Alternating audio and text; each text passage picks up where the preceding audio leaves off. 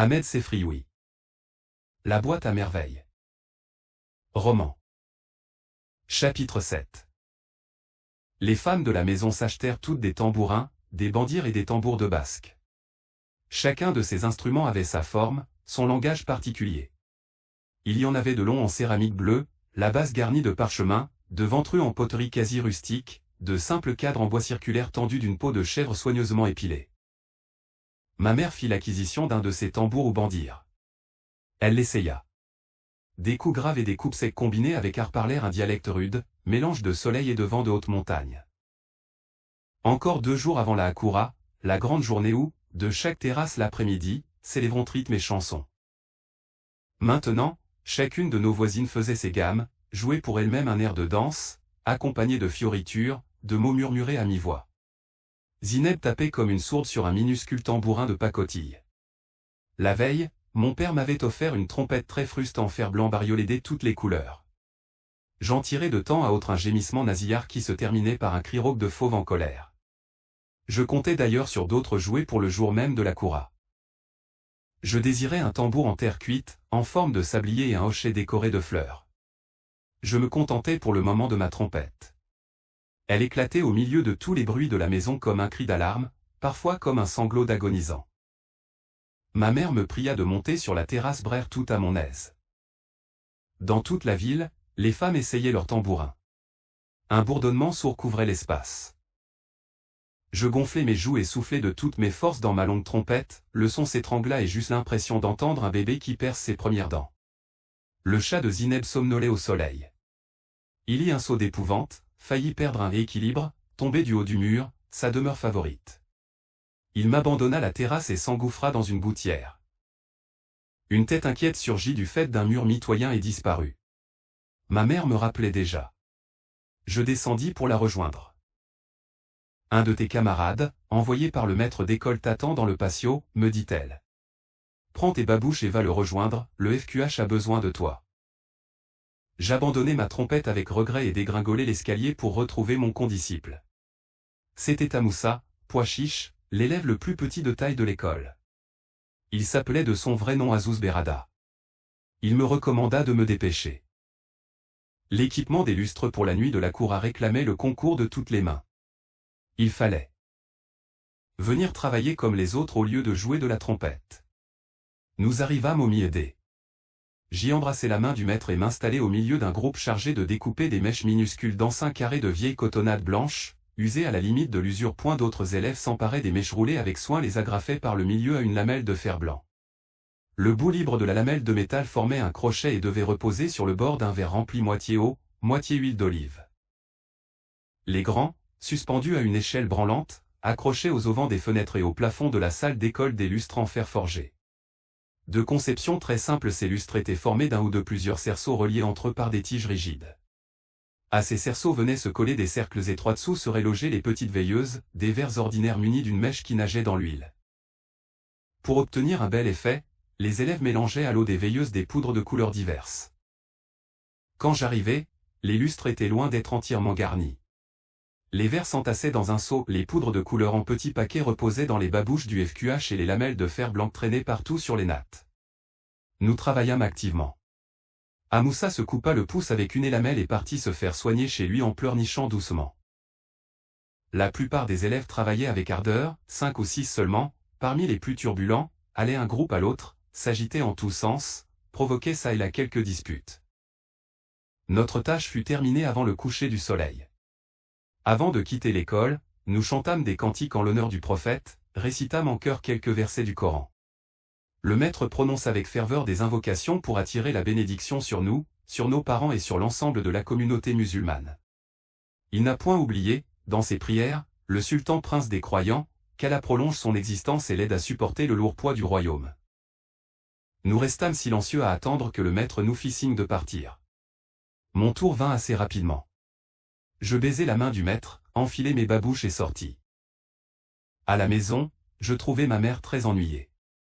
Il n'y avait plus de pétrole dans la lampe. Ma mère avait oublié d'en faire acheter. Je lui proposai de faire sa commission. Elle refusa. Driss El Awad rentra. Ma mère descendit au premier. je l'entendis chuchoter sur le palier de Rama. Le pas de Driss el Awad retentit de nouveau dans l'escalier. Il avait accepté de rendre service à ma mère. De la rue me parvint la voix grêle d'un vendeur de bougies. Des bougies et des allumettes, criait-il, point nous ne nous servions plus de bougies. C'était bon pour les gens pauvres, sans argent, ceux qui ne peuvent se payer une belle lampe munie d'une glace pour refléter la lumière, bon aussi pour les personnes arriérées qui craignent les explosions, la fumée et la mauvaise odeur, autant d'inconvénients qui n'existent que dans leur imagination. La nuit tomba brusquement. Nous attendions impatiemment le retour de notre voisin pour éclairer la chambre. Quelqu'un toussa à la porte d'entrée de la maison.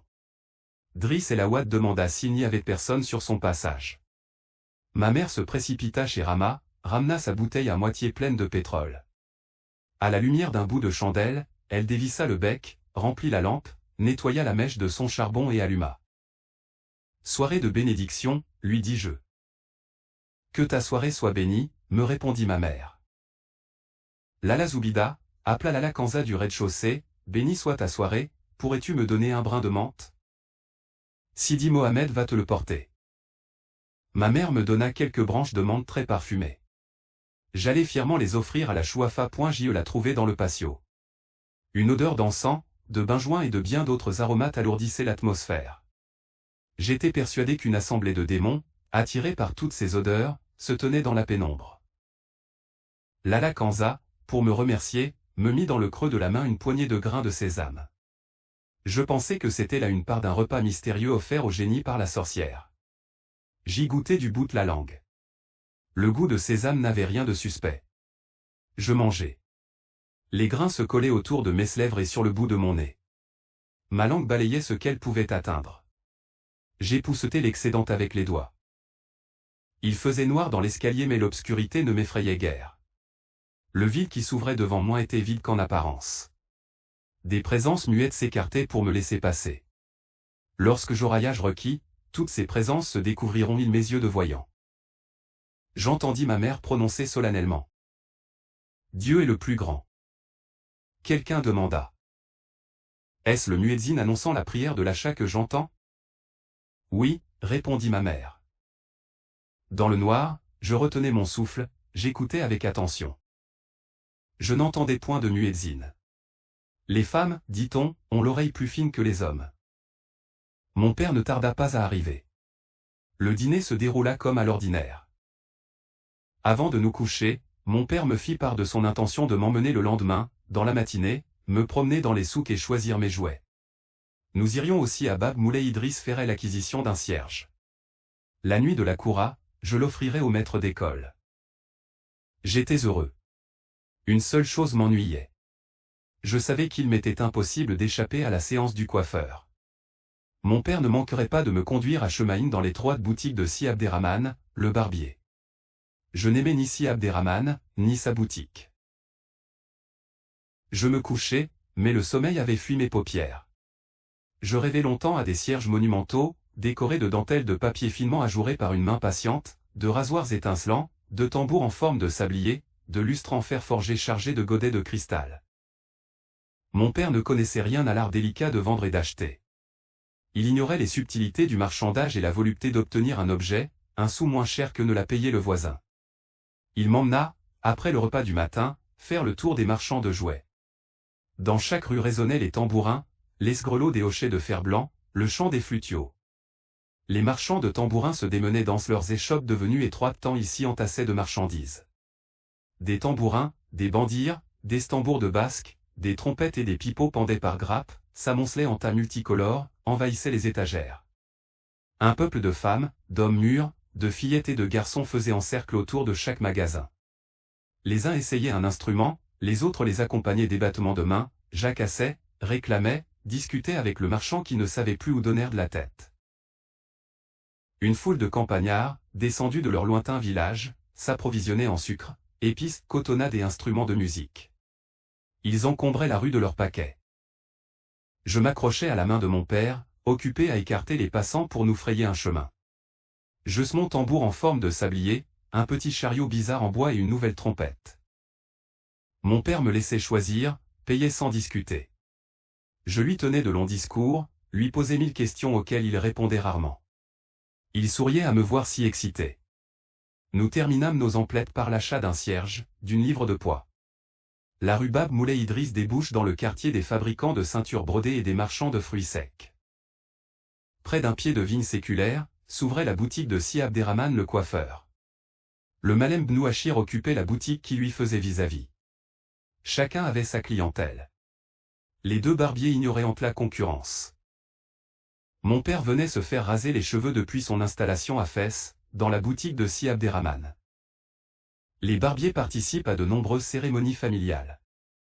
À ma naissance, mon père, montagnard transplanté dans la grande ville, désirait néanmoins fêter dignement mon arrivée au monde. Si Abderrahmane lui fut d'un excellent conseil.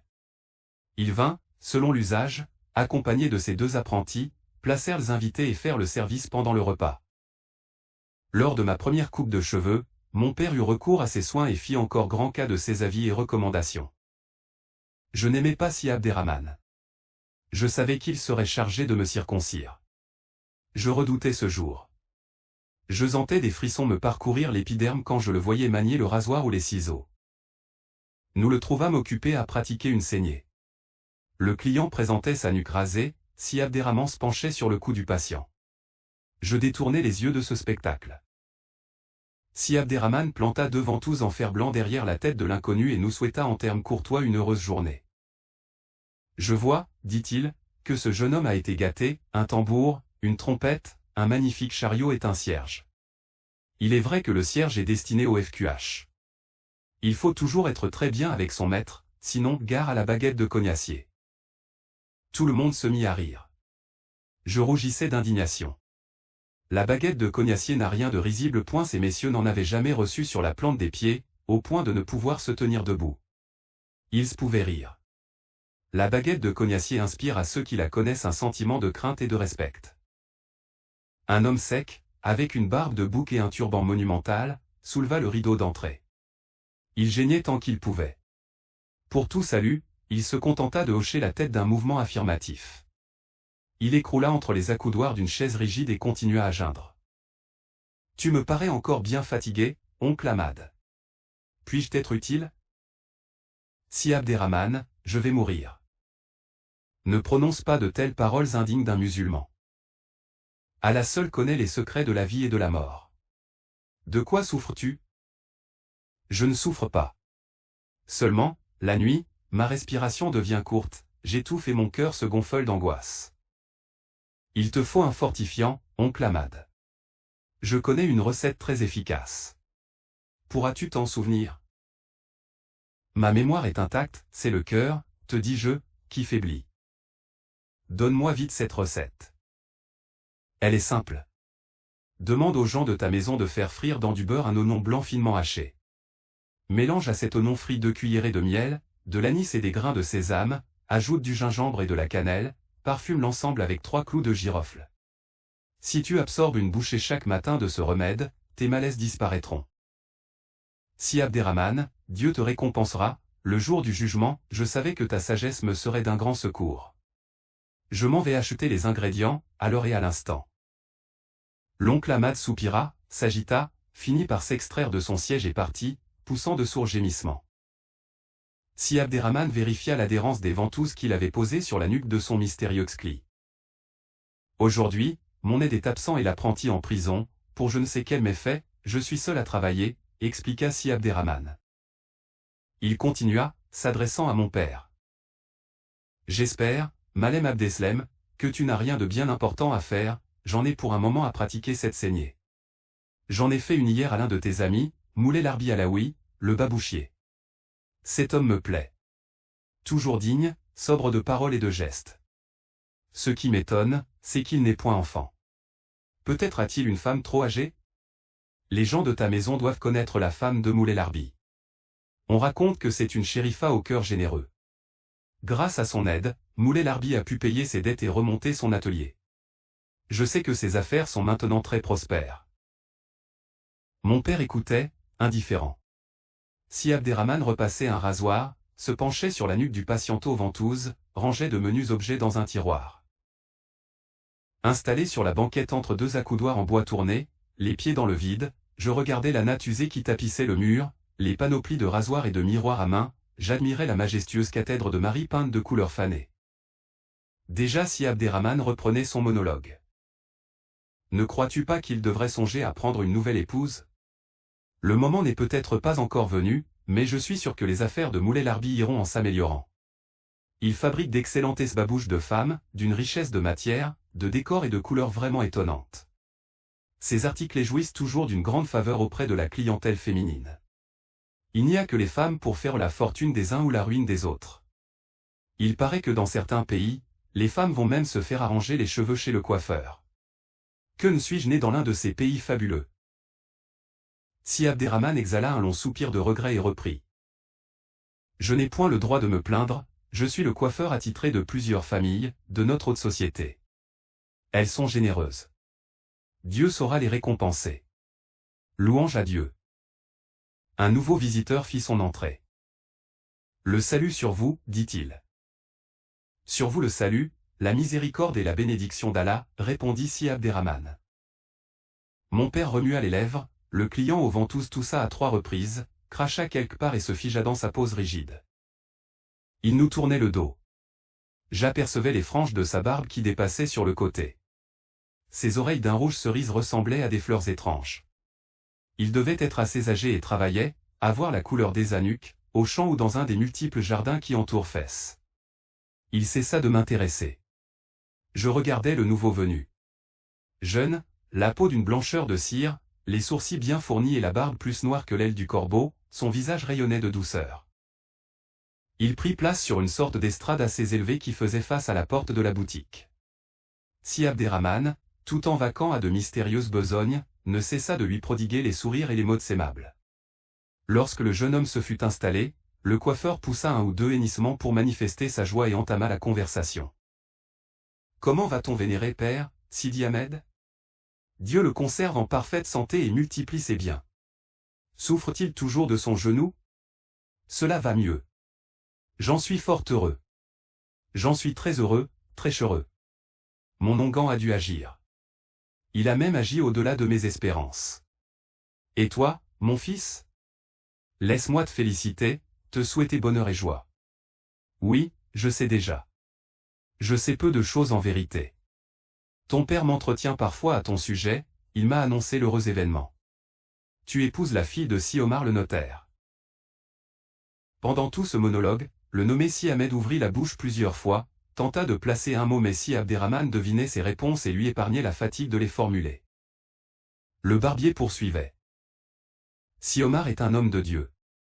Dans une époque où s'étale la corruption, l'injustice, l'avidité, c'est un bienfait d'Allah de rencontrer un homme comme Si Omar, ou comme ton vénéré père Ajali. Il se tourna vers mon père pour le renseigner. Sidi Ahmed est le fils de El Ajali Lanrani, le marchand de thé du quartier Saga. Tu dois le connaître. Si. Tu dois le connaître, il a fait 3 fois le pèlerinage au lieu saint. Par 3 fois, il toucha la pierre noire.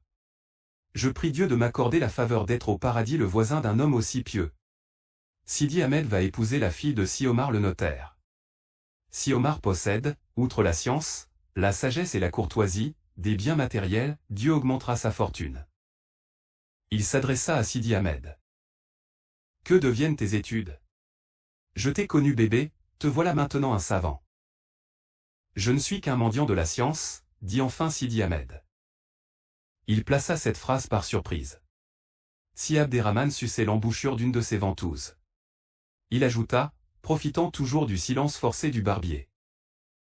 Si Abderrahmane, tu en sais certainement plus long que moi sur mon manage. Mes parents s'occupant de cette affaire. Je n'ai pas mon mot à dire. Depuis quand, répartit le coiffeur, les jeunes gens ont-ils leur mot à dire quand il s'agit de ces graves problèmes? Ils ont parfois de l'instruction, mais une instruction glanée dans les livres et sur les lèvres de leur maître. Il leur manque l'expérience des gens mûrs, des points de comparaison, la connaissance des hommes. Se marier ne consiste pas à passer de charmantes soirées avec une jeune et jolie femme, se marier veut dire créer de nouveaux liens de parenté avec une autre famille, avoir de beaux enfants capables de vous venir en aide dans notre vieillesse. J'ai une fille en âge d'être mariée. Mon futur gendre sera un peu. Mon fils, moi qui ai toujours désiré un fils. Si Abderrahmane retira les ventouses, alla les vider derrière un rideau. Sur la nuque du client paraissaient 2 boursouflures sanguinolentes. Le barbier s'empressa de les garnir de coton et vint vers moi. Je vais commencer par cet enfant qui doit s'ennuyer. Il préférerait sans doute être dans la rue. Tout en m'enveloppant dans une large serviette rayée rouge et jaune, il continuait en ces termes. Je le comprends. La rue. La rue, avec la foule et ses odeurs, la foule et ses appels, la foule et ses murmures, ses chants, ses lamentations, ses disputes et ses cris d'enfants, la rue avec ses places qu'ombrageantes la vigne et le platane, la rue qui rêve, qui chante et qui boude. Maintenant, il me savonnait la tête et la frottait du plat de ses 2 mains. Son regard était vague. Il reprit son hymne à la rue. La rue où trottine le petit âne gris, où vagabondent les chats efflanqués, où tourbillonnent des volstes moineaux, la rue que traverse dignement un couple de pigeons au plumage irisé, cette rue avec ses cortèges de fête et ses cortèges d'enterrement réserve à ses amoureux ses sourires les plus tendres, les enveloppe d'une tiédeur de sein maternel, se part pour eux seuls de couleurs délicates et de lumière rare. Tu es un poète, si Abderrahmane, s'écria Sidi Ahmed. Par Allah. Je n'ai jamais rien lu d'aussi beau sur la rue. Comment puis-je être poète alors que je sais à peine lire et écrire? Non, j'aime simplement notre bonne ville de Fès.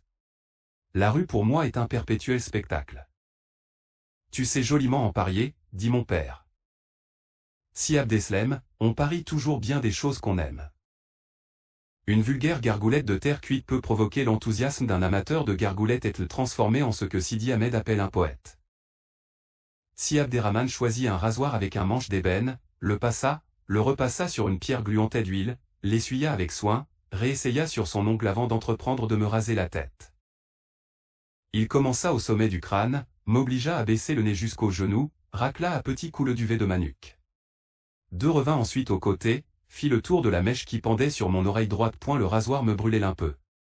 Je ne disais rien. Je n'écoutais même plus la conversation. Une torpeur m'envahit. Je finis par m'endormir.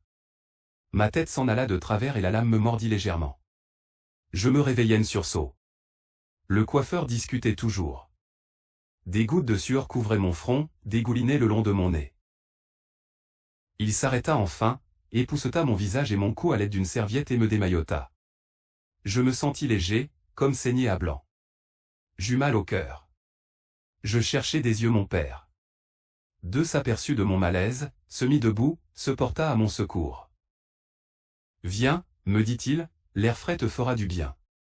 Si Abderrahmane, j'ai besoin d'être rasé moi aussi, mais j'y reviendrai le soir, cet enfant paraît fatigué. Messieurs, je vous laisse dans la paix d'Allah. Nous voici de nouveau dans la rue, jamais elle ne me parut aussi belle, aussi enchantée que ce jour d'Ash la Pointe. J'y me sentis beaucoup mieux. Arrivés à la maison, nous nous installâmes pour le repas. Le bourdonnement des tambourins nous parvenait de toutes les terrasses. Au premier étage, Zineb tapait sans rythme sur son jouet de 4 sous, une tarifa en terre cuite qui ne mesurait pas plus d'un empan. Je pris à peine le temps de manger, j'avais hâte de la faire mourir de jalousie. Je trouvai 2 bâtonnets, je me passai le tambour en forme de sablier en bandoulière et je commençai une nouba de ma composition à crever le tympan de tous les habitants du quartier. Je réfléchis. Ma musique devait être plus riche. Je m'équipai en homme orchestre. Je m'assis, mis mon tambour par terre sur ses bords, je réussis à coincer ma trompette entre les genoux. Mes mains manièrent le bâtonnet avec vigueur. Je soufflai de toutes mes forces dans la trompette. Bruit de tambour et mugissement se mêlèrent. La musique devenait assourdissante. Zineb vint me rejoindre pour prendre part à la fête. Nous improvisâmes le plus beau concert qui eût jamais fait résonner les murs de notre maison. Les femmes, y compris ma mère, crièrent grâce. Elles n'appréciaient pas notre musique. Elles nous conseillèrent de monter sur le belvédère de la terrasse charmer les oreilles des voisins. Auparavant ma mère me demanda d'enlever ma djellaba et mon vieux gilet. Elle désirait m'essayer une chemise neuve. Elle me la passa par-dessus la vieille. Elle craquait d'après. Ma mère paraissait satisfaite du travail de la couturière. La chemise me couvrait entièrement et tombait jusqu'au sol. Mes bras se perdaient dans les immenses manches. Le col, de 2 doigts de hauteur, était fait de plusieurs épaisseurs de tissu et fermait sur le côté par un cordonnet de soie blanche. Je ne pensais qu'à mon tambour, cette séance d'essayage m'ennuyait. Je pus me libérer, reprendre mon vieux gilet et ma djellaba. Je courus vers la terrasse. Zineb m'attendait en compagnie de 2 filles et un garçon venu des maisons mitoyennes, chacun avec son instrument de musique. Le garçon tenait un tambourin comme les filles. Il l'abandonna pour s'emparer de ma trompette.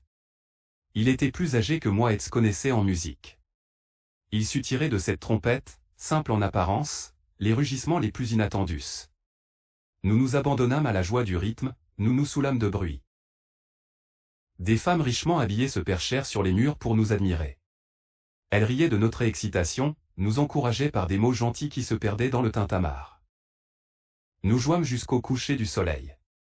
Ma mère vint me chercher. À l'entendre, je m'étais à se amuser ce soir. Il fallait venir dîner et me coucher. Elle comptait me réveiller à la première heure du jour pour aller au MSID commencer l'année dans la joie, le travail et la récitation des versets sacrés. Elle m'amena à la cuisine. Là, l'auge de bois qui servait les jours de lessive débordait d'eau bouillante. Pour rendre cette eau moins brûlante, elle y versa un seau d'eau fraîche. Elle me déshabilla, me plongea dans ce savant mélange. J'eus la respiration coupée. Je me mis à hurler, à me débattre afin d'échapper aux mains de ma mère qui me frottait vigoureusement à l'aide d'une rondelle de liège, emprisonnée dans un tissu particulièrement rêche. Une fois lavé, je mangeai quelques bouchées de pain trempé dans la sauce d'un plat de viande au citron. Je m'allongeai sur mon matelas. Ma mère étendit sur moi une chaude couverture. Je ne tardai pas à sombrer dans le noir, un noir peuplé de petites filles taquines et bêtes et de barbiers bavards. La voix de ma mère me tira des profondeurs du sommeil. Je nageai, un bon moment, dans une lumière rouge parcourue d'étincelles et d'astres errants, puis, j'ouvris les yeux. Vite, je les refermai, espérant retrouver le noir si reposant et si frais. La voix insistait. Réveille-toi, il est 3 heures du matin. Je t'ai préparé ton beau gilet, ta chemise neuve et ta sacoche pointe, tu n'as pas encore vu ta belle sacoche brodée. Ouvre les yeux. Réveille-toi donc. Je pleurnichais, je me frottais énergiquement les paupières de mes poings fermés. Je tentai plusieurs fois de me recoucher, mais ma mère fut impitoyable. Elle se mouilla la main et me la passa sur la figure. Mes oreilles cessèrent de bourdonner. J'entr'ouvris mes cils avec précaution. Mon père, habillé d'une djellaba de laine fine, me souriait.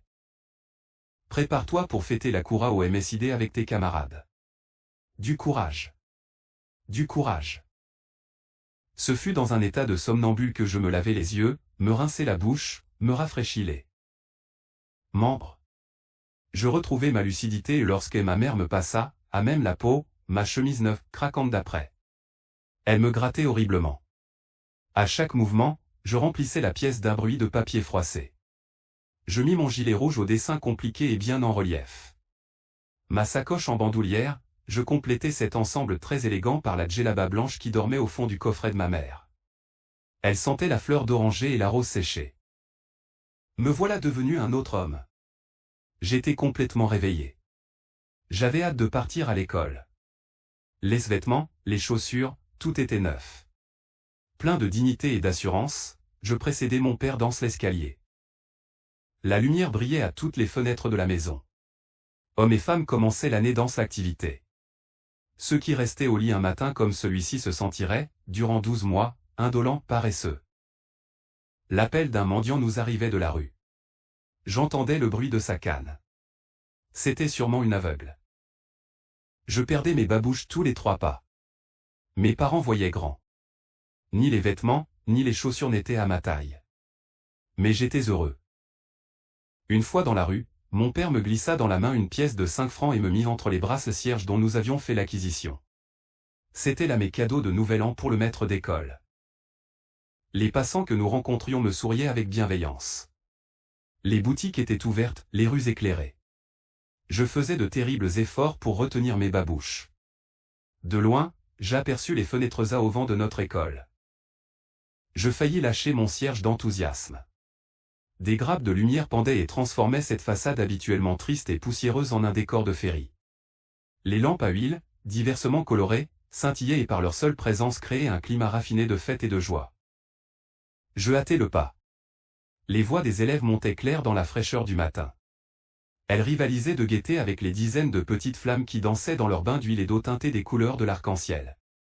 Cette impression de fête fabuleuse s'accentua lorsque je poussai la porte du MSID. Je n'étais plus le prince unique au gilet de drap amarante, je devenais un membre d'une congrégation de jeunes seigneurs, tous richement vêtus, chantant sous la direction d'un roi de légende, des cantiques d'allégresse et des actions de grâce. Mon père m'abandonna au milieu de mes condisciples. Je remis solennellement mon cierge d'une livrite, ma pièce de 5 francs. Les enfants se serrèrent pour me laisser une place. Je scandais les versets coraniques avec conviction. D'autres élèves arrivèrent. Le paquet de cierges grossissait à côté du FQH. La chaleur devenait étouffante. J'avais la tête couverte avec le capuchon de ma djellaba. Je le rejetai. Ma chemise collait à mon corps. Des picotements insupportables me parcouraient le dos. Mon front, mes mains se couvrirent de perles de sueur. L'un des élèves saigna du nez et tacha ce beaux habits de croûte vermeille. Je levai les yeux au plafond. Les petites flammes dansaient, grésillaient, lançaient parfois une étincelle bleue. Je me taisais pour les entendre psalmodier comme nous la parole de Dieu. Leur voix se confondait avec celle des élèves. J'étais convaincu qu'aucune d'elles ne célébrait la coura silencieuse dans sa cage de verre, indifférente aux ondes de bonheur qui déferlaient sur nos visages. Ce matin, les objets les plus ordinaires, les êtres les plus déshérités mêlaient leur voix aux nôtres et éprouvaient la même ferveur, s'abandonnaient à la même extase, clamaient avec la même gravité que nous, la grandeur et la miséricorde de Dieu, créateur de toutes choses vivantes.